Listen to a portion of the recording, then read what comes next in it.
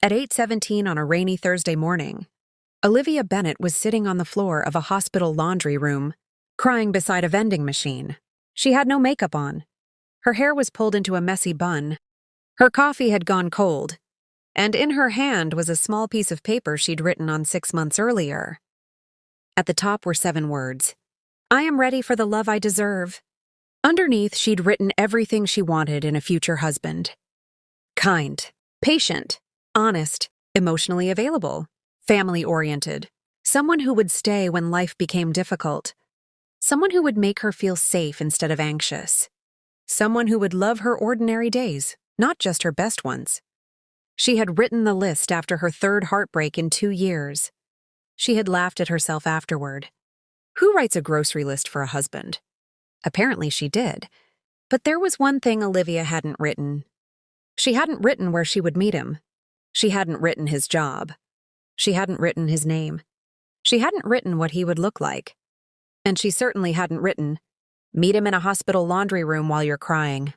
Because if she had, she probably would have thrown the paper away. Yet 6 months later, that's exactly where he found her. A stranger pushed open the heavy metal door.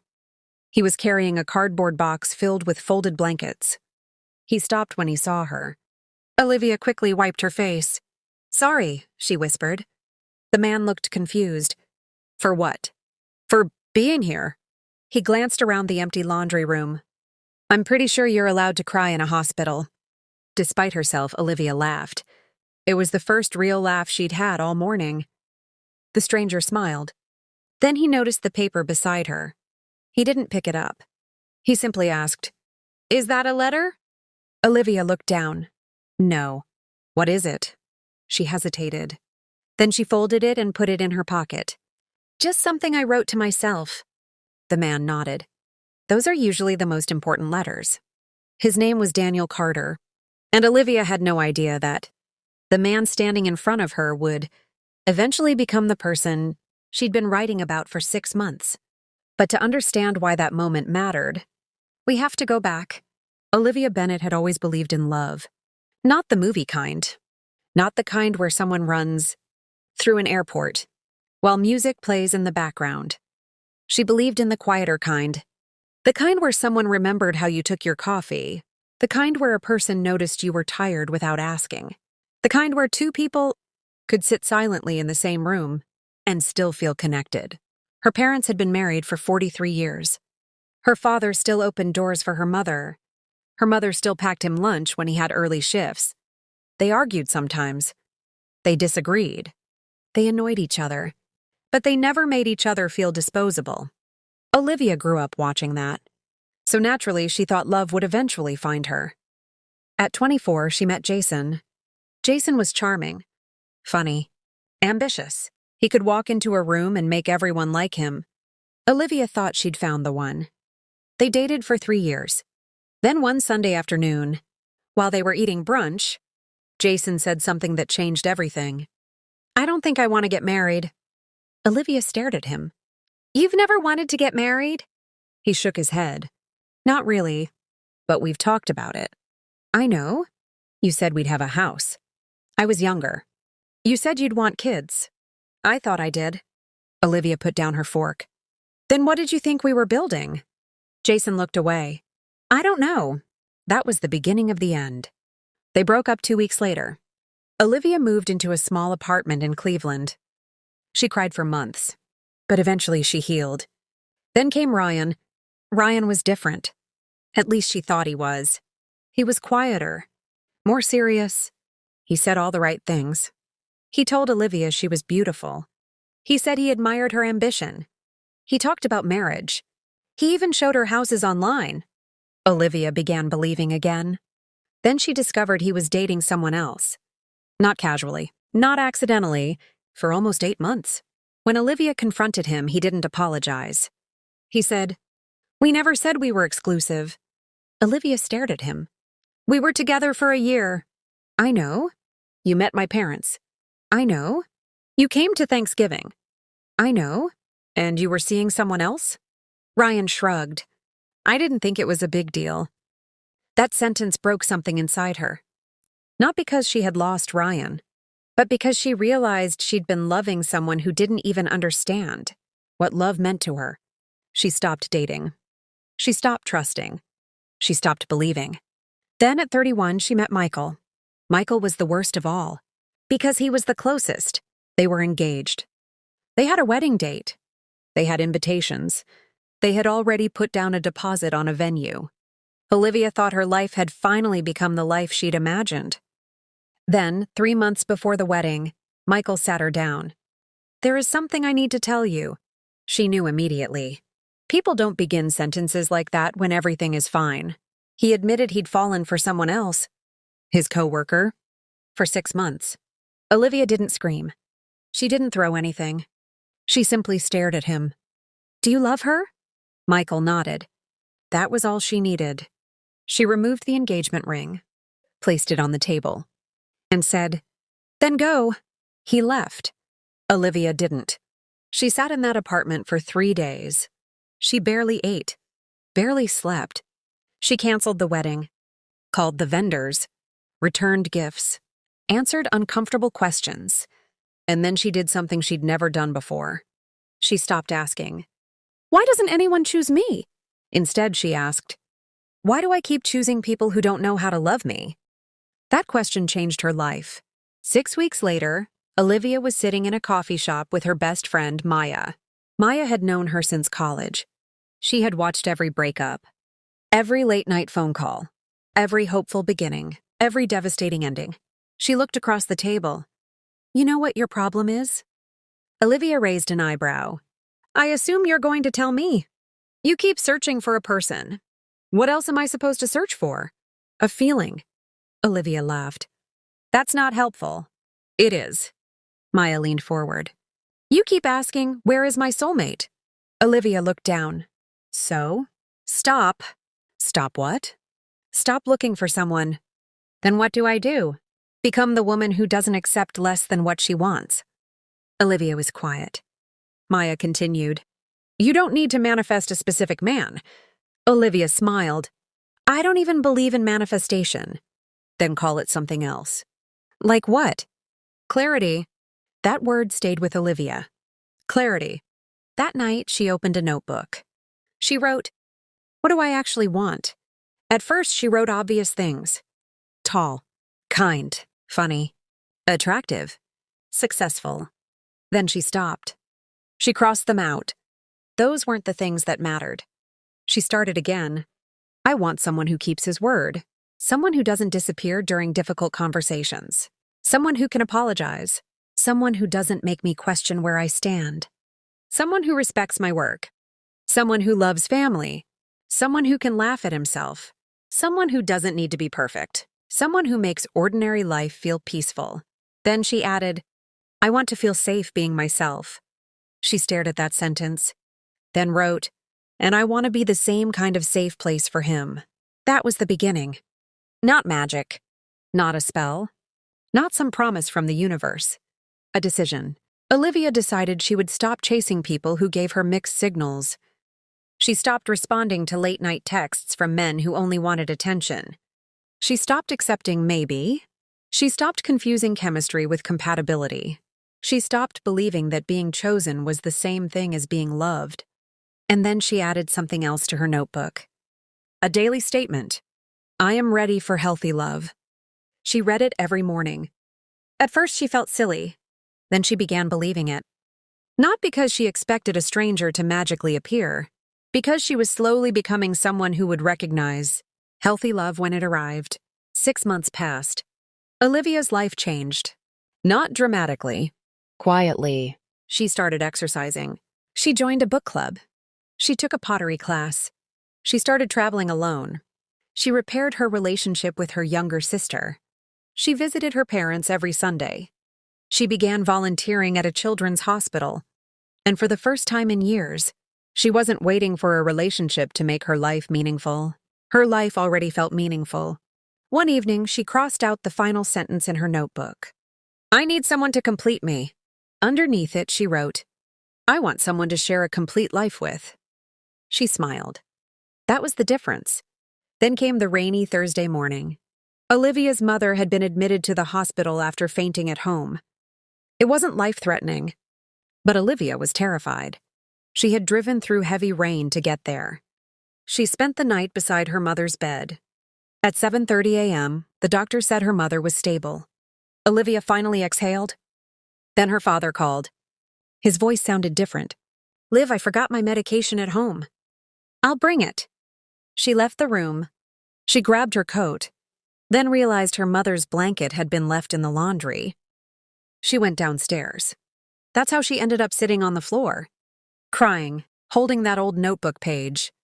And that's where Daniel found her. Daniel Carter was 35. He was a physical therapist at the hospital. He had been divorced once. His marriage had ended 3 years earlier. He didn't talk about it often, not because he was ashamed, because he had learned that some stories should be handled gently. His former wife, Sarah, had been struggling with depression. Daniel had spent years trying to save her. Eventually, their relationship became unhealthy. They separated. He spent a long time blaming himself. Then he learned something painful. Love wasn't always enough to fix someone. Sometimes loving someone meant accepting that you couldn't carry their entire life for them. After the divorce, Daniel stopped dating. He focused on work. He ran. He visited his father. He coached a youth basketball team. He volunteered. He lived quietly. And he was content. At least that's what he told himself. Then he walked into the laundry room and saw Olivia, crying. He didn't know her. But something about the scene made him stop. He put down the box.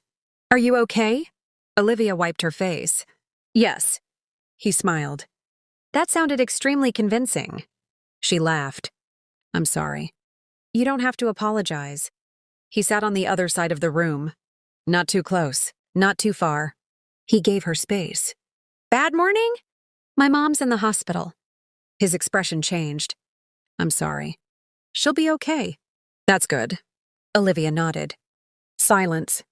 Then Daniel said, "For what it's worth, hospital laundry rooms are terrible places to have emotional breakdowns." She looked at him. "Why?" "No windows."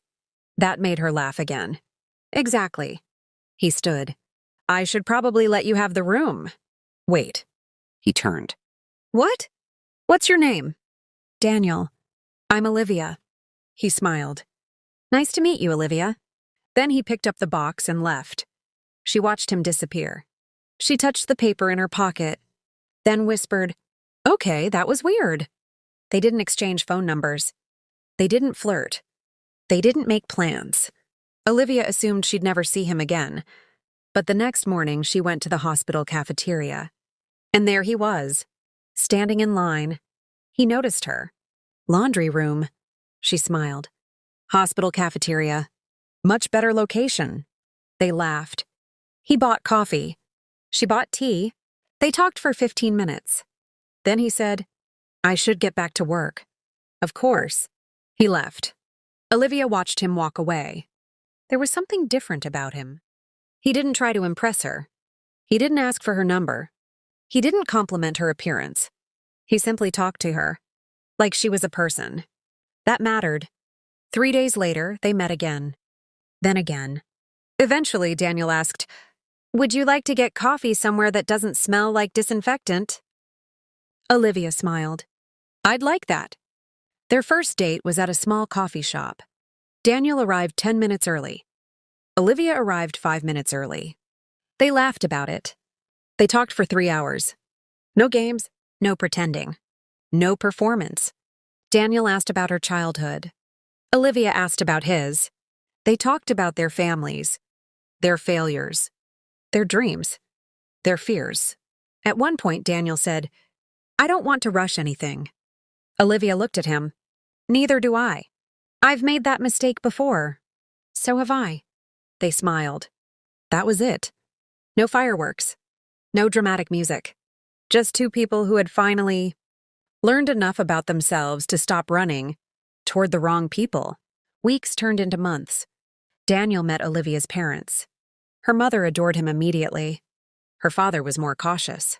One Sunday, after dinner, Olivia's father pulled Daniel aside. "You care about my daughter?" Daniel nodded. I do. Then don't promise her forever. Daniel looked confused. Her father continued, Promise her today. Daniel smiled. I can do that. Olivia overheard them. She didn't say anything. But later that night, she wrote in her notebook, Healthy love doesn't promise a perfect future. It shows up consistently in the present. Their relationship wasn't perfect. That was one of the reasons Olivia trusted it. They disagreed. Daniel sometimes shut down when stressed. Olivia sometimes became anxious when she felt ignored. But instead of running away, they talked. Once, Olivia became upset because Daniel canceled dinner. Her old instincts told her, He's losing interest. He's pulling away. Someone else is involved. She nearly sent a long, angry message. Instead, she waited. Daniel called. I had a terrible day. What happened? My father collapsed. Olivia froze. Is he okay? He's stable. She immediately went to the hospital. She didn't accuse. She didn't demand. She simply sat beside him. That night, Daniel looked at her. You didn't leave. Olivia smiled. Why would I? Because this is messy. She squeezed his hand. Love isn't supposed to be convenient all the time. Daniel looked away. His eyes filled with tears. My ex used to say that. What? That eventually everyone leaves. Olivia moved closer. I can't promise I'll never make a mistake. I know. I can't promise life won't hurt us. I know. But I can promise I'll tell you the truth. Daniel looked at her. That means more than you think. A year after they met, Daniel proposed. Not at a fancy restaurant. Not on a beach. Not in front of hundreds of people. He took Olivia back to the hospital. The same hospital where they'd first met. He led her to the laundry room. She laughed. You're kidding. No. He reached into his pocket, pulled out a small ring, then said, I met you in the strangest place. Olivia smiled. You found me crying beside a vending machine. I did. You must have thought I was crazy. I thought you were human. She laughed through tears. Daniel continued. I don't want a perfect life. I don't either. I want the real one. He took her hand. The boring Tuesdays. The difficult conversations. The hospital visits. The family dinners. The road trips. The burnt pancakes. The mornings when we're tired. The nights when one of us needs extra patience. I want all of it. Olivia was crying now. Daniel whispered, Will you build that life with me? She nodded. Yes. Then she laughed. Definitely yes. Their wedding was small. Family, friends, a few co-workers. No extravagant decorations.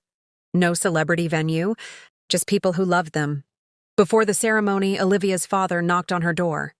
He was holding a small box. I found this in your old room. She opened it. Inside was the notebook. The same notebook where she'd written her soulmate list. Olivia laughed. You kept this? Her father smiled. I knew someday you'd want it. She opened the page. The handwriting was faded. She read the words. Kind. Patient. Honest. Emotionally available. Family-oriented. Someone who stays. She looked at Daniel standing at the end of the aisle.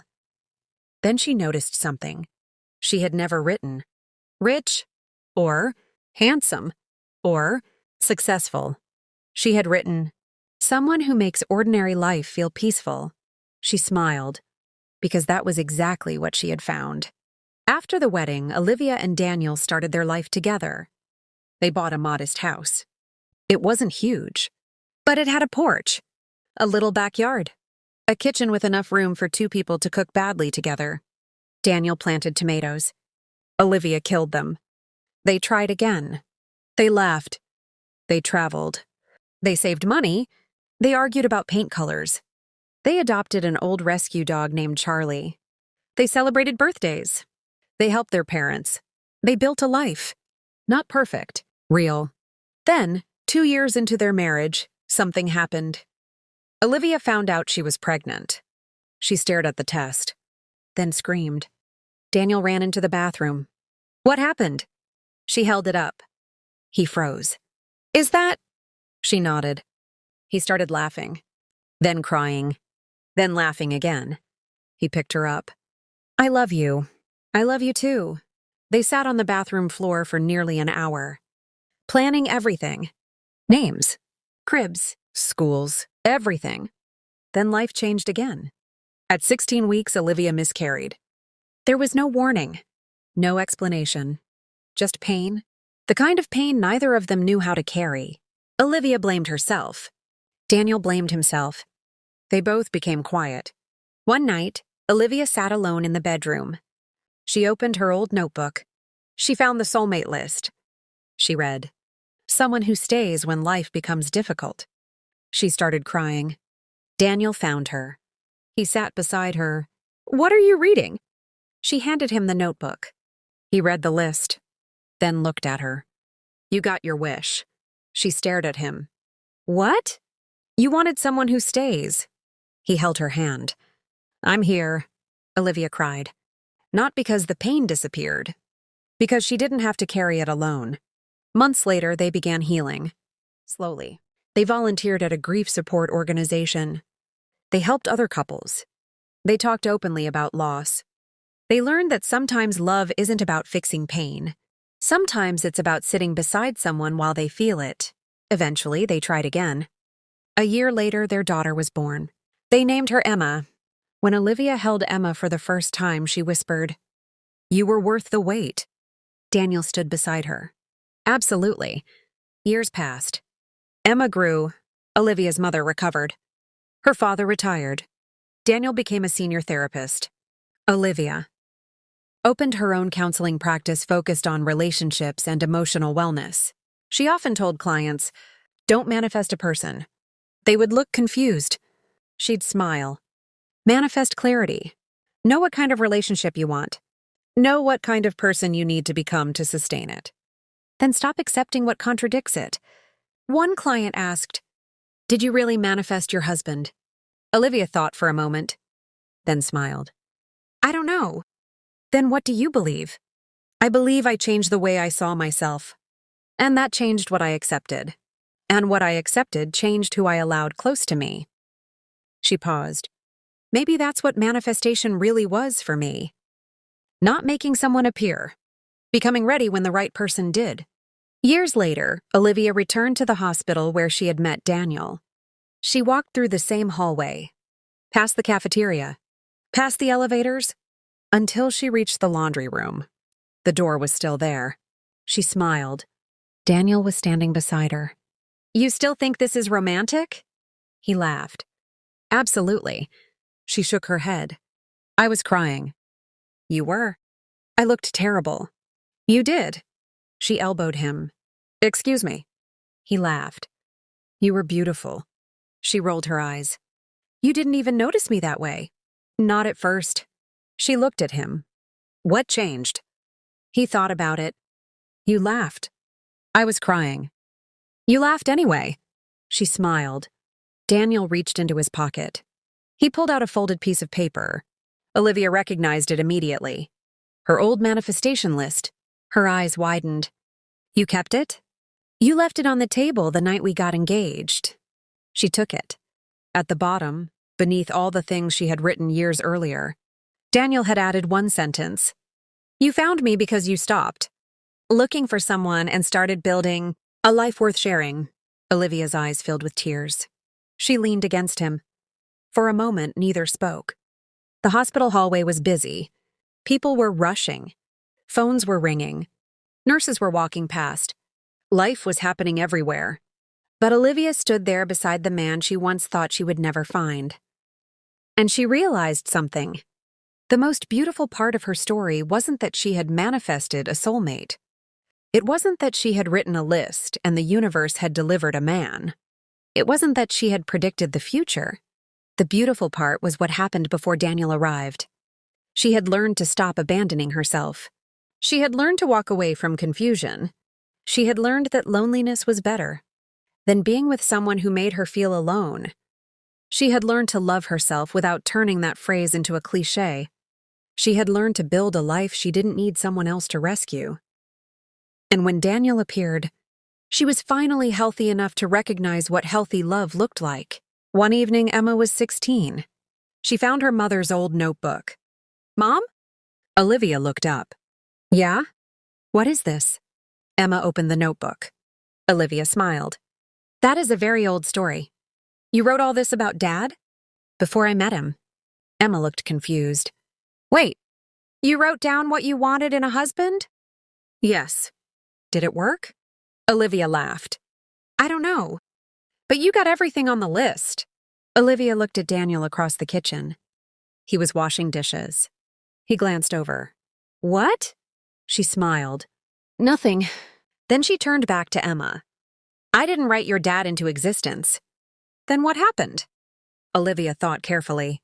I wrote down the kind of love I wanted. And then? I started becoming the kind of person who could recognize it. Emma nodded slowly. So manifestation isn't magic? Olivia smiled. Maybe it can be whatever you want it to be. But for me, it was clarity. Emma looked at the notebook again. Then she pointed. Mom, you wrote someone who stays? Olivia nodded. Emma looked toward Daniel. He really does. Yes. Daniel turned around. Are you two talking about me? Emma laughed. Maybe. Daniel smiled. Should I be worried? Olivia walked over and kissed his cheek. Never. That night, after everyone went to bed, Olivia sat on the porch. Daniel joined her. The neighborhood was quiet. Streetlights glowed softly. A cool breeze moved through the trees. He handed her a cup of tea. She smiled. You remembered. I always remember. She leaned against him. Do you ever think about that first day? All the time. What if you hadn't gone into that laundry room? Daniel thought. What if you hadn't been there? Olivia smiled. Then we'd probably never have met. Maybe. She looked at him. Do you think it was fate? Daniel shrugged. Maybe. That's all? He smiled. I think fate opened the door. And? We still had to walk through it. Olivia laughed. That sounds like you. What does? Practical. He kissed her forehead. Someone has to be. They sat quietly. Then Olivia looked up at the stars. 6 months before meeting Daniel, she'd written, I am ready for the love I deserve. She had thought the sentence was about finding someone. Now she understood it differently. It had been about becoming someone. Someone who could set boundaries. Someone who could leave. Someone who could forgive herself. Someone who could stop chasing. Someone who could sit comfortably in her own life. Someone who could love without losing herself. Daniel didn't rescue her. She didn't rescue him. They met as two imperfect people who had already learned how to stand on their own. And then they chose to stand together. That was the real miracle. If you're listening to this story right now and you're waiting for your soulmate, maybe you're wondering, where are they? Why haven't they found me? What's wrong with me? Maybe nothing is wrong with you. Maybe you're simply in a chapter where you're supposed to learn something different. Maybe this is the season where you learn to love yourself. Maybe it's the season where you stop accepting breadcrumbs. Maybe it's the season where you discover what you actually want. Maybe it's the season where you build a life that makes you proud. And maybe somewhere along the way you'll meet someone. Not because you forced them into your life. Not because you chased them. Not because you ignored every red flag. Just because you wanted the relationship to work. But because you became clear enough to recognize something healthy, something peaceful, something real. Don't confuse intensity with love. Don't confuse anxiety with chemistry. Don't confuse being wanted with being valued. And don't stay somewhere just because you're afraid you won't find something better. Sometimes the biggest manifestation isn't getting the person you've been dreaming about. It's finally having the courage to walk away from the person who keeps convincing you that you're asking for too much. Olivia once thought her soulmate would arrive with flowers. He didn't. He arrived carrying a box of hospital blankets. She thought their first conversation would happen somewhere beautiful. It happened in a laundry room. She thought she'd recognize him immediately. She didn't. She thought love would feel like fireworks. Instead, it felt like peace. Like being able to breathe. Like not having to guess. Like someone keeping their word. Like someone saying, I'm here, and actually being there. And perhaps that's what she had been searching for all along. Not a perfect person. Not a magical destiny. Not someone who would complete her. Just someone who would choose her honestly and keep choosing her when life wasn't beautiful. Someone who would sit beside her on the worst days. Someone who would laugh with her on the best ones. Someone who would hold her hand through the uncertain days in between. Years after their first meeting, Olivia still kept that original notebook. The pages were worn. The ink had faded. But one sentence remained clear. I am ready for the love I deserve. And underneath it, she had written a new sentence. One Daniel had inspired. I am grateful. I learned to stop chasing love long enough to recognize it when it arrived. She closed the notebook. Daniel was waiting by the front door. Ready? She smiled. Always. He held out his hand. She took it. And together they walked into the evening. Not because their life was perfect. Not because they knew what tomorrow would bring. But because they had learned something more valuable than predicting the future. They had learned how to meet it together. And sometimes, the most unexpected place is exactly where life hides the beginning of the story you've been waiting to live. The soulmate wasn't late. She simply had to become ready to recognize him.